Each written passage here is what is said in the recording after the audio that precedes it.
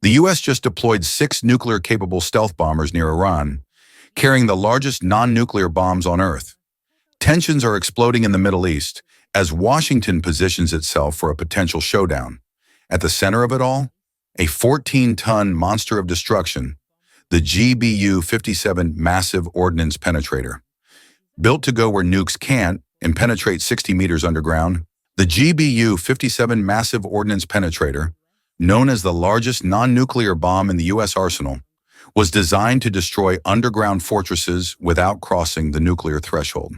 Built by Boeing in partnership with the U.S. Air Force, this 14-ton behemoth is guided by GPS and delivered by the stealth B-2 Spirit bomber, bypassing most air defenses. It can plunge 200 feet, 60 meters into the earth, tearing through bunkers, command centers, and nuclear facilities, making it one of the most feared bunker busters in existence. And the U.S. has kept it strictly exclusive. Not even Israel has been given access. In a rare and powerful move, the U.S. has quietly deployed 6 to 7 B-2 Spirit bombers, nearly a third of its entire fleet, to Diego Garcia, a strategic island in the Indian Ocean, just 2,400 miles from Iran. Satellite imagery by Planet Labs confirms the deployment, coinciding with a tense meeting between U.S. and Iranian leaders scheduled for Saturday. Sources say each bomber is fully armed with GBU-57s, a serious message to Tehran, especially as Houthi attacks in the Red Sea escalate. The aircraft carrier USS Carl Vinson has also entered the Indian Ocean, bolstering the region's firepower as the Pentagon prepares for what could be the largest U.S. military response in years. This marks the most significant U.S. offensive deployment in the Middle East since the Israel-Hamas war began in late 2023.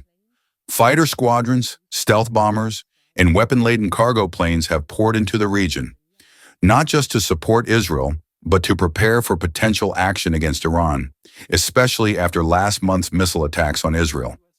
Pentagon officials, including Defense Secretary Pete Hegseth, have greenlit further reinforcements, stating the goal is to deter hostile action and keep vital trade routes open. Originally developed during the Obama administration in 2007, the GBU-57 was designed in response to growing nuclear threats from Iran and North Korea. Now, as Iran continues to push forward with underground nuclear work, military analysts suggest the GBU-57 may be the only viable option short of nuclear action. But it's not without limitations.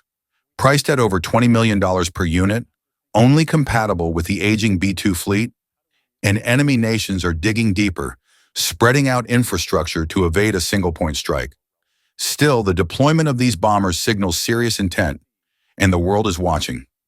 Meanwhile, in Ukraine, Russia's advance is slowing sharply.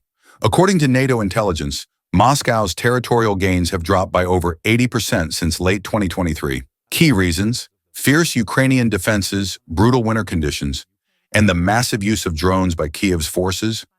Drones now account for up to 85% of enemy losses in certain sectors, according to Ukrainian brigades. Some drones are hitting targets 10 kilometers behind enemy lines, leaving Russian troops to advance on foot with minimal support. Despite huge losses, Putin continues to push for advantage before peace talks, even calling up 160,000 new troops, the highest number in over a decade. But analysts are skeptical that Russia can break through fortified lines, especially around areas like Pokrovsk and Toretsk. The world is on edge. From the bunkers of Iran to the battlefields of Ukraine, the next chapter is unfolding now.